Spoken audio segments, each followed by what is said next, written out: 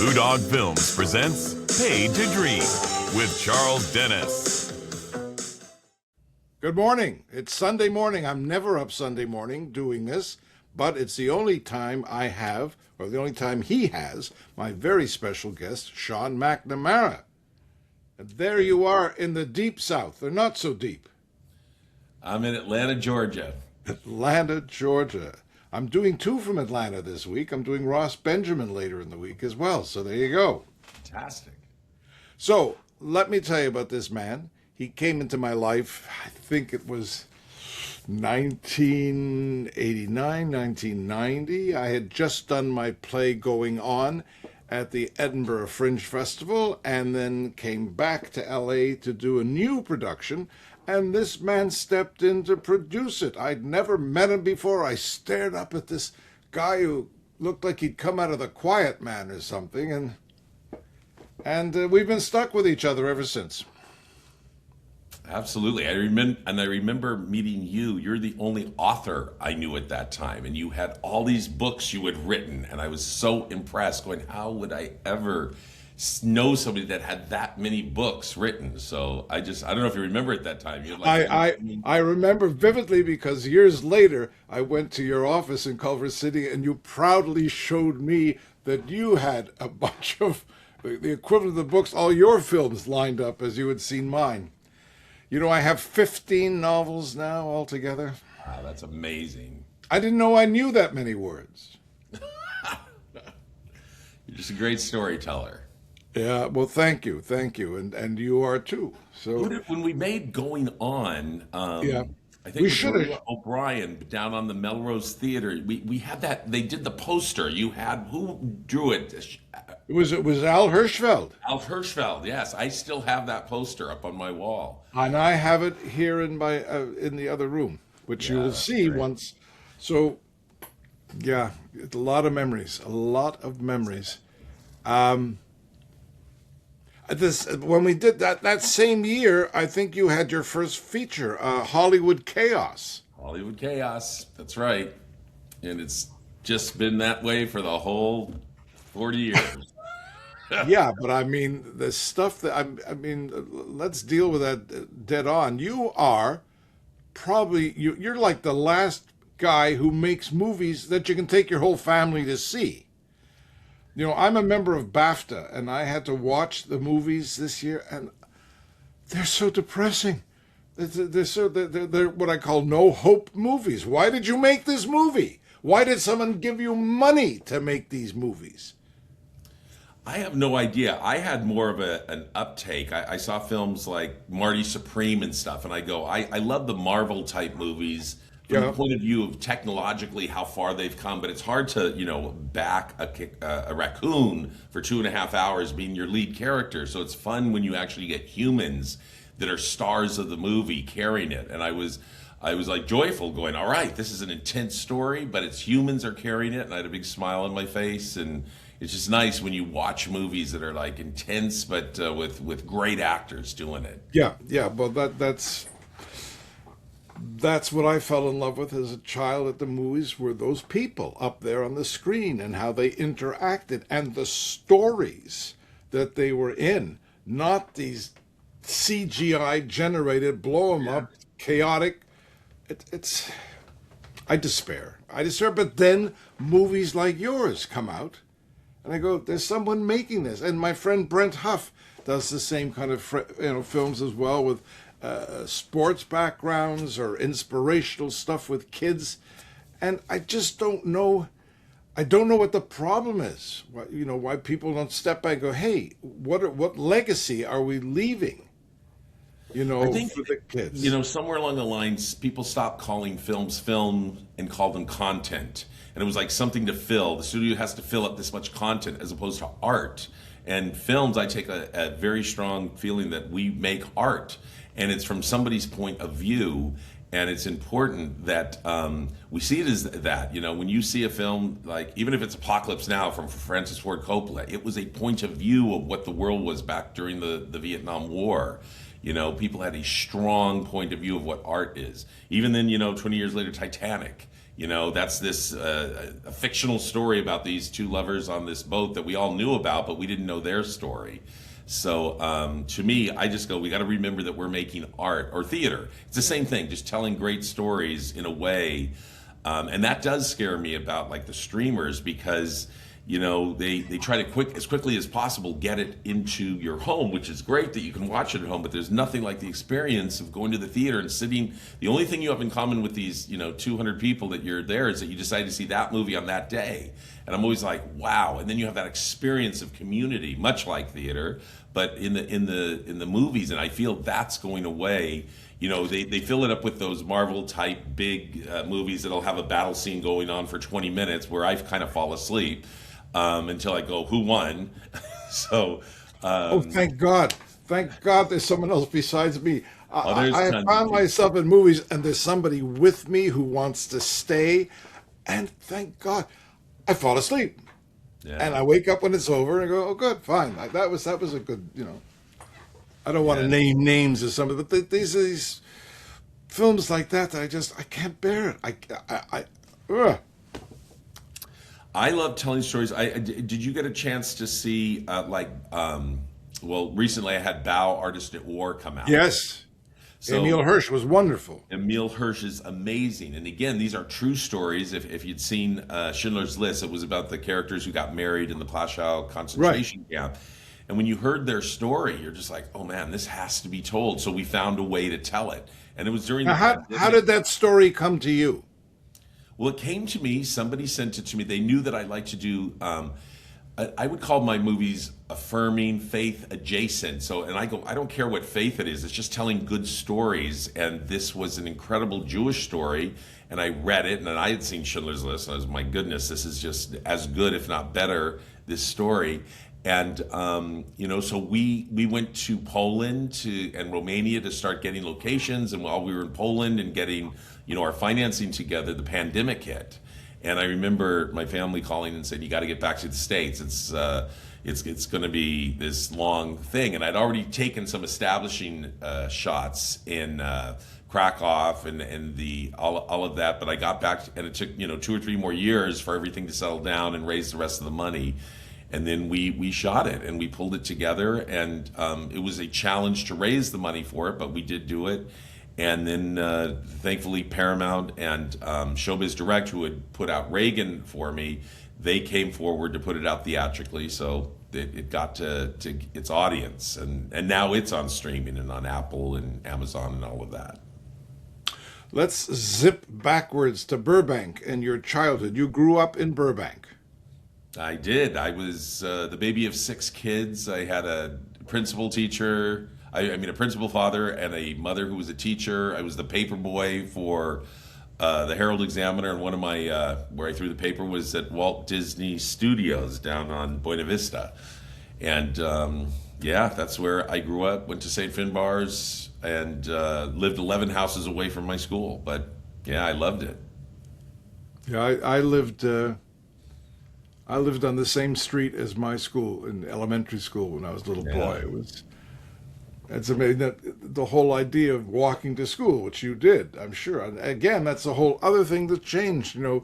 Play dates. Kids have to be driven somewhere, picked up from somewhere. Where are those bicycles from E.T.? Where are the kids pedaling around? I was riding them. That was. I remember I'd make like $1 a day doing that paper route. So at the end of the month, I had $30. And at first I'd spend it on candy or junk.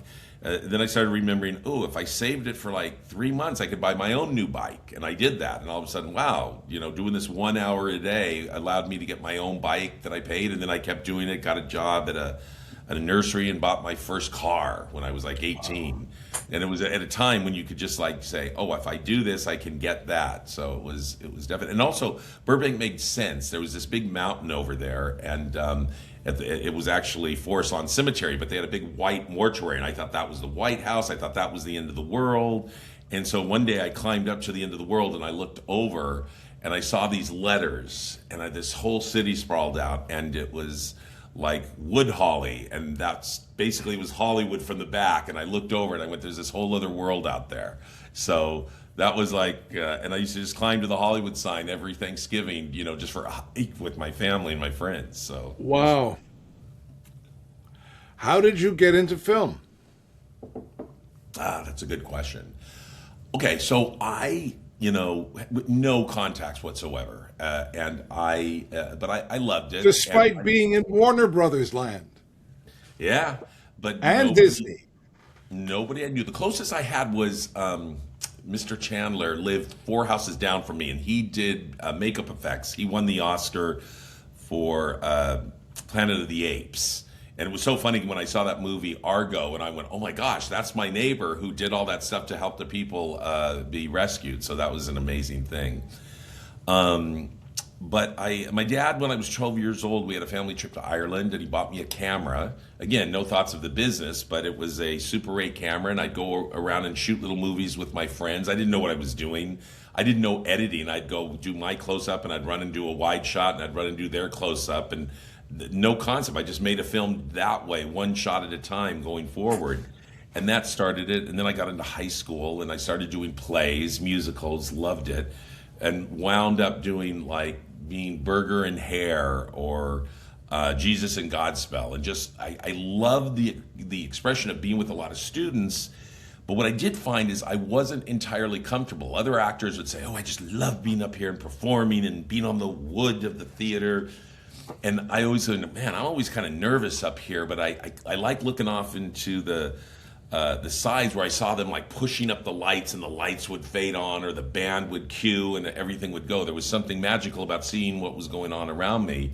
So when I got to be 17 or 18, I was actually accepted to USC as an acting student, but I wanted to get into their cinematography school. And Loyola Marymount University accepted me in the school for their film and television department. And so I went for that. And just from that point on, I just started making movies.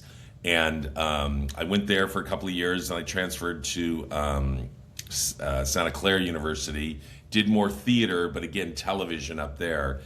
And then graduated, and the actual professional thing that I went into, my friend's dad, Marty Pacetta, directed the Academy Awards every year. And while I was in high school, I would always say, can I get a job with your dad? They would tell stories about, oh, we're going to Monaco to do Neil Diamond's concert, or we're doing this. It just sounded so much better than the other fathers who's like, I'm a lawyer, but I had to read this many books, or I'm a doctor and there's blood everywhere. But I went, ooh, traveling the world, and watching people sing and dance, that's for me. So in I was at Loyola Marymount when he finally let me have an interview with his dad, and his dad said, so kid, what do you want to do? And a question I was totally unprepared for, and I said, well, I'm in a band, I know how to plug in microphones. And he goes, audio, that's for you. And the next thing I know, I'm on an airplane to Washington, D.C., plugging in microphones for Reagan's inauguration. So that was my first entry where I got a paycheck, and I was literally plugging in microphones. And so while I was in college and my first few years out, I was doing audio on all these productions. But I always knew I wanted to be a director. So a year or two after college, I just stopped doing audio, and I went back to being a PA.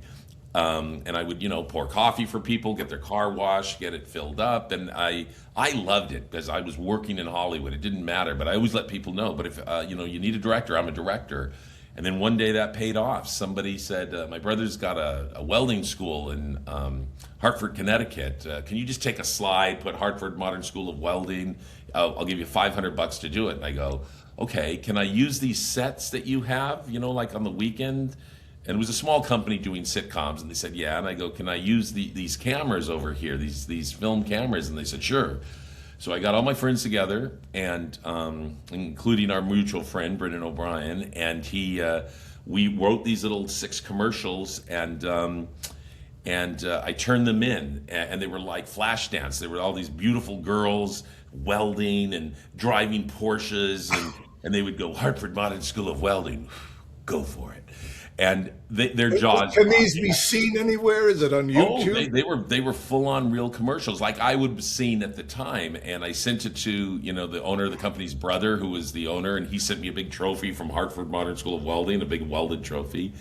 So they were impressed with that, and so then I got my next thing, which they wanted to do these PSAs for the Salvation Army, for Mothers Against Drunk Driving, and this time they gave me $5,000, and it was during like a strike in Los Angeles, and they had moved to the back lot of Universal, their offices. So I said, "Can I use the back lot for free?" And they said, "Yeah." And I go, "Can I use these cameras for free?" They said, "Yeah." So now I did 17 commercials that were for those organizations, and it was really good. They all ended up on the air, and they went nationwide. And they said they were going to give me a job directing Dragnet and Adam 12, and I was so excited. I even wrote a letter to Steven Spielberg saying, my office is just down the way from yours. And then I got a taste of what Hollywood's like. The head writer said, "I'm not going to let you direct one of these episodes." And I'm like, well, wait a minute. The owner of the company just said he would, and you're saying no. And right about that time is when I met Christian Sebald, the DP that I'm actually using on the film I'm doing now. And he goes, "I have this German fellow that wants to make a film for $500,000. Why don't you meet him?" So I met him at the Beverly Hills Hotel in the Polo Lounge, and I had no clue what you're supposed to do. I didn't have a jacket. They had to loan me a jacket so I could go into the Polo Lounge. And so I didn't think it was real, but he had this crazy idea for a story called Hollywood Chaos about a girl from the Midwest who came to Hollywood to be in theater. And I was like, okay. And he wrote a check for $25,000 on the table that day. And I remember my friend Paul Hohen, whom you know, who directed Going On back then, we were like shaking, going, "Is this real?" And we went to the bank and we stuck it in, and it was real. It was the most amount of money I've ever held in my hand, ever. And we got to go make Hollywood Chaos. So that was a quick rundown of how I got started. Wow. Paul Hohen produced Going On With You. The director was a guy named Daniel O'Connor, and I don't know whatever happened to him. Maybe that's right, yeah. Yeah. Wow. Crazy times. Indeed. Now listen, what's wonderful is that the common theme for me is inspiration that comes out of your films. But the genres change. I mean, the sports ones. I mean, Soul Surfer, which was the beginning of your relationship with Dennis Quaid and Helen Hunt, which has continued on. Yes, it has. It's funny. I had done a lot of films for Disney and television series, even Stevens' That's So Raven. My business partner, David Brookle, and I produced like hundreds of episodes for the channel. And along the way, we made like a Hilary Duff movie, Casper Meets Wendy, and then Raise Your Voice. So I was starting into that family arena, but mainly with kids. And at a certain point, they were saying, "Oh, you only do kids' films. That's all you did." So I created a series called Beyond the Break. We were in Hawaii, and this man said he wanted to meet me, and it turns out he was Bethany Hamilton's manager. And he gave me the book, Soul Surfer. It was only like 200 pages. It was a small book, but I read it, and he goes, "Would this make a good film?" And I went, "Of course it would."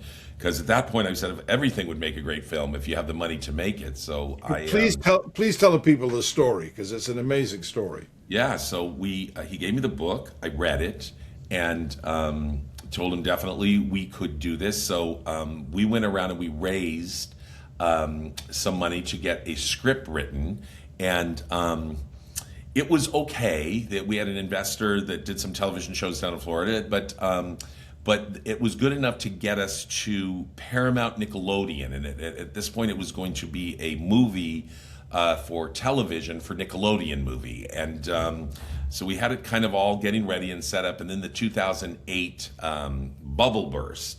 And that gentleman lost all his money, and he didn't have the money to invest it. And I kept calling him saying, "We can find other money," but he wouldn't return the phone calls. And finally, he kind of just like disappeared. And so we waited a few years, and I found another investor, and this gentleman, David Tice, it was great. He wanted to invest, never had invested in a movie before, and we had made a relationship with Sony by this point and Mandalay. And I remember one of the executives had won an Oscar for the movie Crash. And I said, "Okay, so I'm bringing David into the office today. Bring your Oscar in, and at a certain point, I'll call you and bring it in and set it in the middle of the table." So she did that. So as I'm pitching how we would do it for either I think it was 8 million, 10 million, or 12 million. This is the difference. I'd get this level stars if we did that. She came in and put an Oscar down in the middle of the table. And he was just like staring at it. He goes, "Can I hold it? Can I get a picture with it?" And I said, "Yeah, that's what we're looking for. We're looking to win Oscars with this movie." And I don't know, on that day, he actually picked the $10 million version and literally gave us the money to make the film. And then we went on to Hawaii, and we cast. I mean, we started with Anna Sophia Robb. Oh my goodness, what a great actress! I'd never heard of her. I asked Bethany Hamilton, "Who would you like to play you?" She said, "Anna Sophia Robb." I said, "Never heard of her," and she had done a film called Bridge to Terabithia. And so I went home and watched that, and this little girl was so just owned the screen, just absolutely incredible.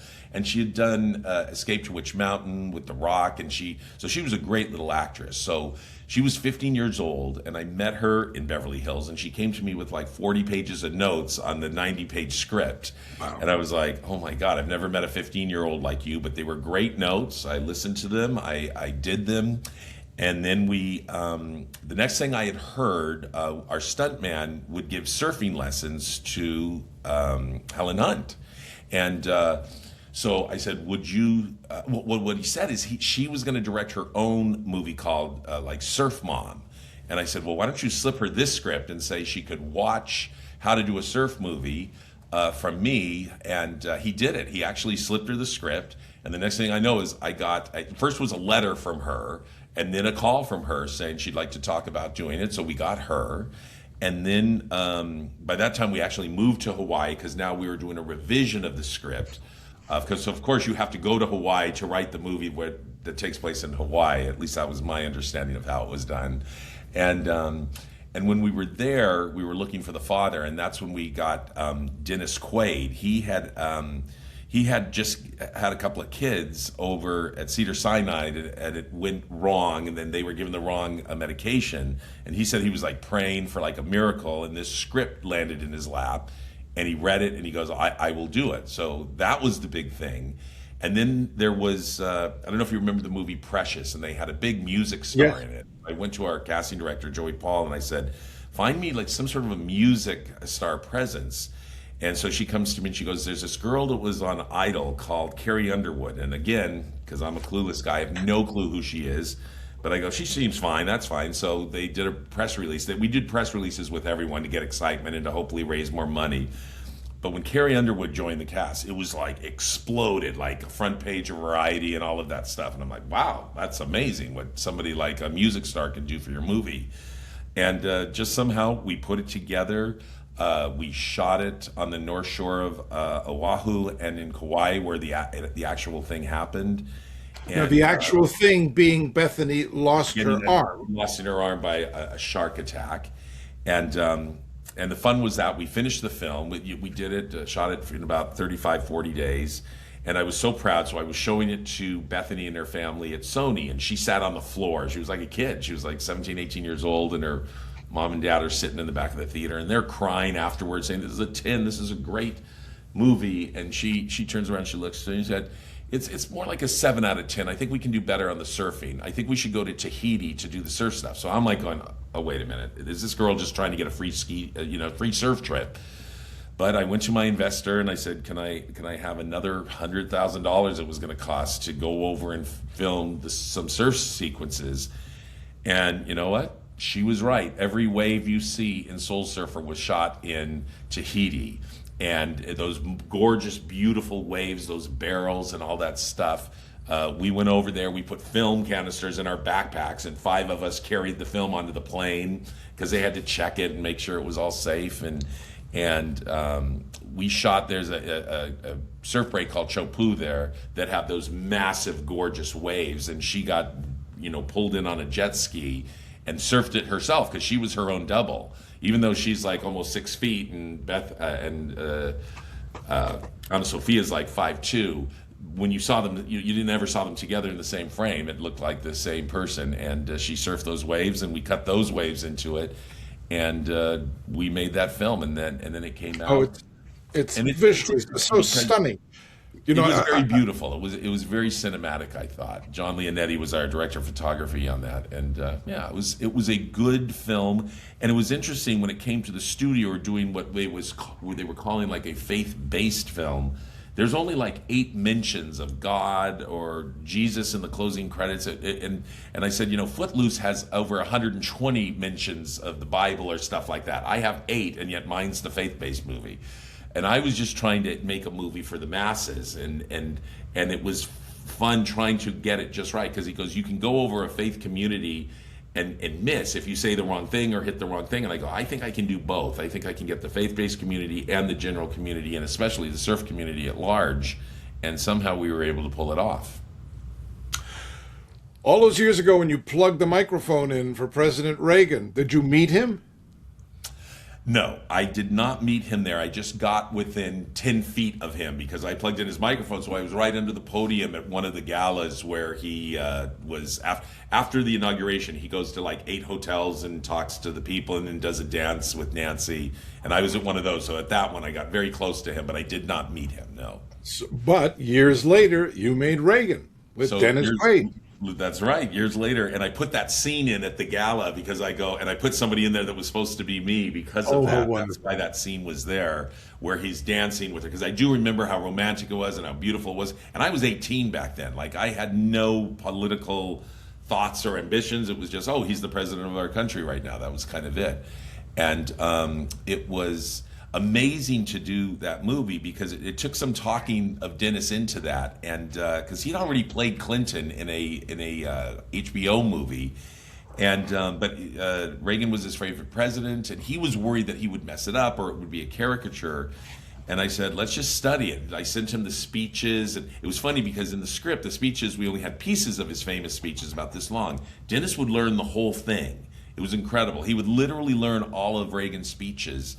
And so we could sometimes use more or less of, than what we'd even planned for.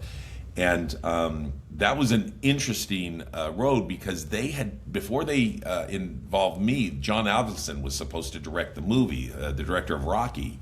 And he's one of my favorite directors of all time. And I think at the end, he was getting sick and then he passed away. And that's when they came to me and I was like, why me? Like, I do family films.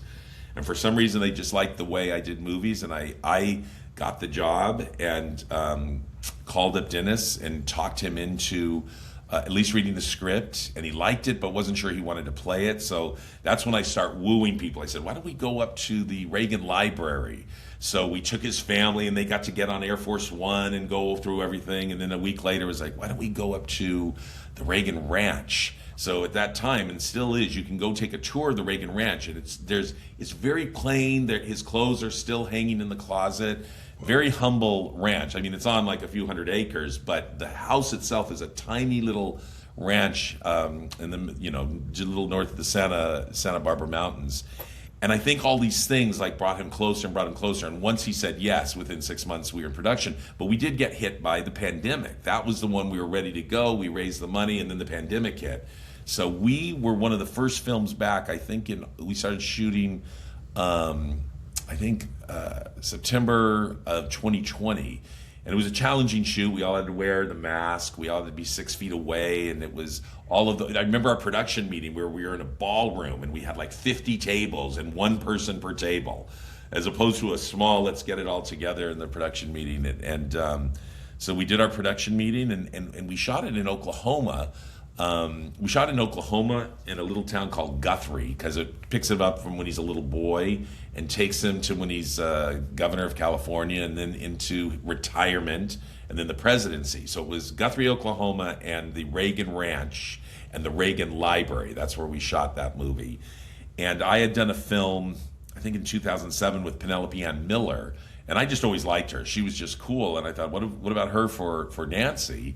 And they were saying, she has the wrong color eyes, I think. And I go, we'll CGI, we'll get it, we'll get it right. And she came on board and was just lovely to work with. And it was just fun to do it. And then I did the history. That's when I started, I don't want to say getting into politics, but I didn't really follow politics at all until I made the movie. And then I started to realize what he did, what he was loved for, what he was hated for.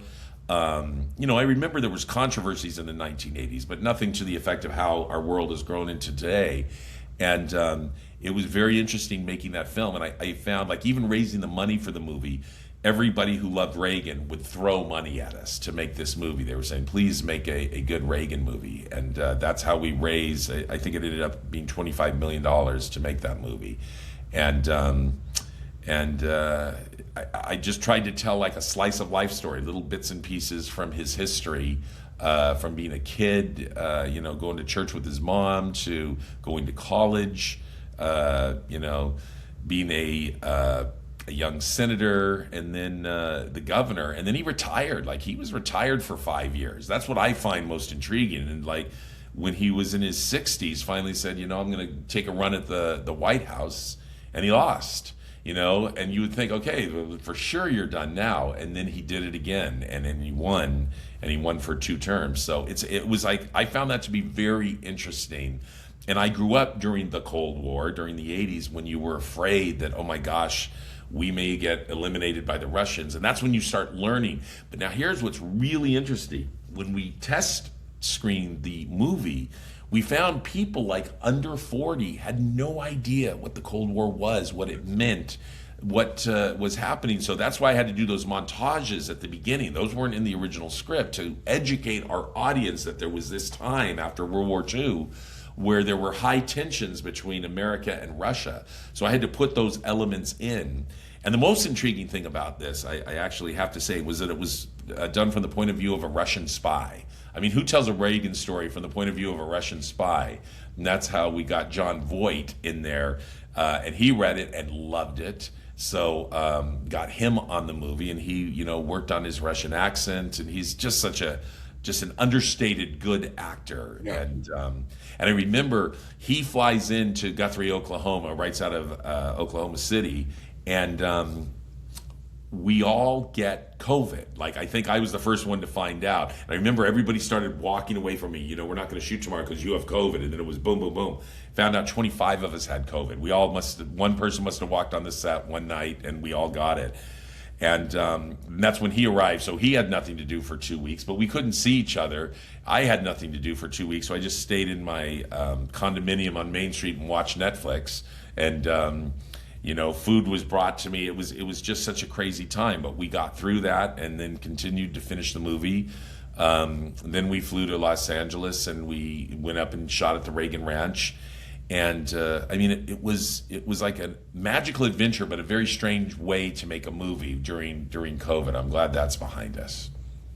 Well, I promised you this thing would fly by, and we're actually over, but that's okay. What a joy to see you again. I haven't seen you since, I guess, the screening of Barking Mad at William Morris a couple of years ago. But it's great to see you, and great that you are. That was a great movie. Everybody should go see Barking Mad. Thank you so much. This is the wonderful, wonderful Sean McNamara. It's a love fest here on a Sunday morning, and he is up to his ears right now doing 21 Down. We might as well go over another minute. Tell us about that, and we can get out of here. It's an amazing story about the first boy with Down syndrome who went on to college and play college football and score in a college game. You're amazing. We got Ashley Judd to play the mother, and she's the advocate. And I went around the country and saw thousands of young actors with Down syndrome, and finally picked this boy, Dashel, who you're going to start hearing a lot about next year because he's an extraordinary actor. And Dylan Walsh is playing the father. He was the guy on Nip Tuck that had a character named Sean McNamara. So I always paid attention to that guy. That's how he got the gig. I've worked with him a couple of times. I go, you took my name in that show. So he's just fantastic. So I remember watching, does Sean know about this? He obviously did. So that's our cast, and we've been shooting for 4 days, but we're here in Atlanta, and there's a cold snap, so I don't even know if I'm going to be shooting tomorrow. Wow. But so far, it's just been a fantastic shoot. We had Nia Vardalos, who was my big fat Greek wedding fan, and she's in it, and we just have another great cast of people that you recognize, and it's just going to be terrific. Wonderful. Ladies and gentlemen, this has been Paid to Dream. If you liked him, if you liked me, if you liked the show, subscribe. Thank you, Sean. See you soon. Thank you, Dennis. Take care. Bye-bye.